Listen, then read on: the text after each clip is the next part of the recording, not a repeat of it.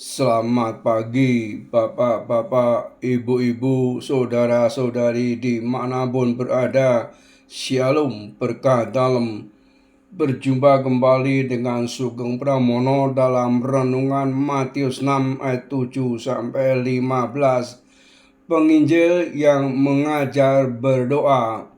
Banyak orang berpikir bahwa kalau berdoa perlu rangkaian kata-kata indah sehingga menarik minat para pendengar.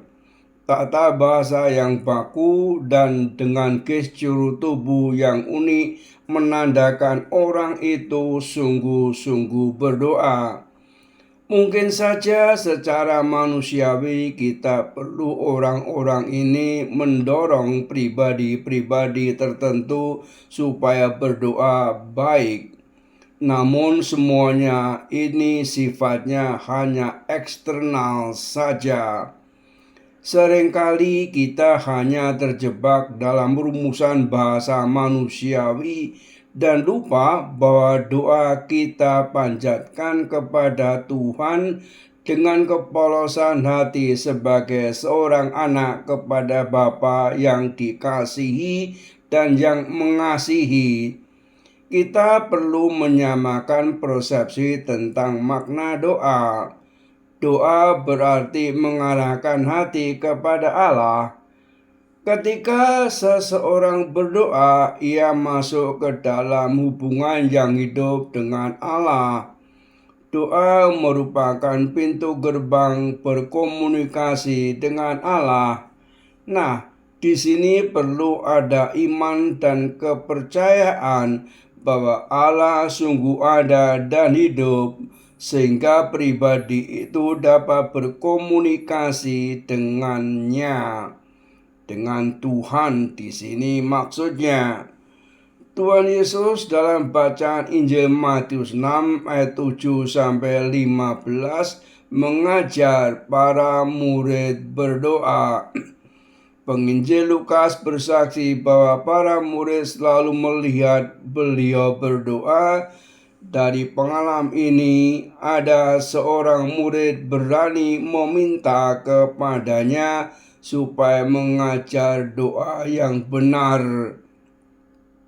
Sedangkan penginjil Matius bersaksi bahwa ketika mengajar muridnya berdoa, beliau berkata, "Bila kalian berdoa, janganlah bertele-tele seperti kebiasaan orang yang tidak mengenal Allah.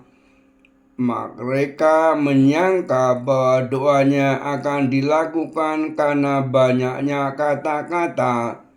Janganlah seperti mereka, sebab Bapamu tahu apa yang kalian perlukan sebelum kalian meminta kepadanya."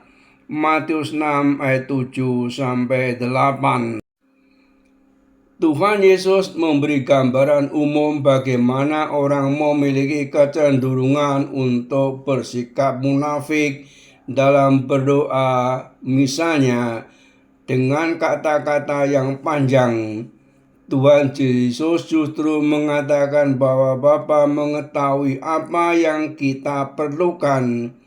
Hal terpenting adalah doa itu sederhana. Doa Bapa kami atau doa Tuhan ringkasan dari seluruh Injil. Sadar atau tidak sadar, kita selalu mengucapkan semua intensi kita setiap kali mendoakan doa Bapa kami.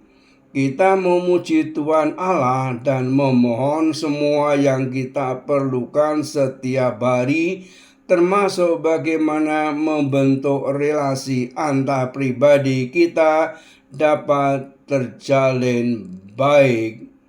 Dalam doa Tuhan, kita semua secara bersama-sama mengucapkan Bapa kami. Frasa Bapa kami diucapkan oleh semua orang, pimpinan, rakyat jelata, asisten rumah tangga, dan lain-lain. Mereka semua adalah saudara karena memiliki Bapa yang satu dan sama. Kiranya dengan mendoakan doa Tuhan atau Oratio Dominica membuat kita semakin bertumbuh dan akrab dalam berelasi dengan Tuhan sebagai Bapa dan kita semua sebagai anak-anaknya dan saudara bersaudara. Sabda Tuhan pada hari ini luar biasa. Tuhan Yesus mengajar kita bagaimana berdoa dan apa yang kita doakan. Beliau mengajar kita menjadikan doa sebagai percakapan dengan Bapa dalam rahasia batin kita dan mengajar kita Bapa kami. Dalam doa hendaknya Tuhan Allah menjadi prioritas kita. Di hadapan Tuhan kita berdoa sambil memohon 3 intensi. Pertama, untuk memuliakan namanya, kedatangan kerajaannya dan terpenuhinya kehendaknya di bumi seperti di surga. 4 intensi lainnya diperuntukkan bagi sesama. Apa artinya intensi-intensi ini? Tuhan selalu nomor 1 dalam hidup setelah kita manusia sebagai sesama kita.